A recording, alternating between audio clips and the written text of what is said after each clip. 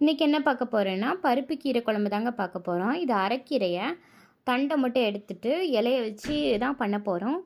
இதுக்கு பார்த்திங்கன்னா ஒரு பாத்திரத்தில் கொதிக்கிற தண்ணியில் ஒரு கையளவு பாசிப்பருப்பை போட்டுட்டு 4-5 வெங்காயம், 2 பச்சை மிளகா, 2 தக்காளியை நறுக்கி போட்டிருக்கேன். மஞ்சள், பெருங்காயம், உப்பு, சீரகம், மிளகு, வெள்ளைப்பூடு போட்டு அதுக்கப்புறம் அலசி வச்சுருக்கிற அரைக்கீரையை எடுத்து போட்டுருங்க. மேலே வரைக்கும் அரைக்கீரை இருந்தாலும் ஒரு நிமிஷம் அப்படியே விட்டிங்கன்னா அப்படியே வெந்து இந்த மாதிரி வந்துடும். இதுக்கப்புறம் மூடி போட்டு ஒரு விசில் வச்சு இறக்கிடுங்க.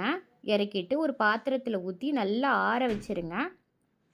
நல்லா ஆறினதும் மிக்சியில் போட்டு ஒரே ஒரு சுத்து மட்டும் அரைச்சி எடுத்துருங்க. பருப்பு மத்து இருந்தால் அதை வச்சும் கடைஞ்சிக்கலாம். அதுக்கப்புறம் தாளித்து இறக்கிடுங்க. அவ்வளோதான். அந்த அரைச்ச பருப்புங்கீரையும் ஊற்றி தாளித்து இறக்கிட்டோங்க. ரொம்ப டேஸ்ட்டாக இருக்கும்.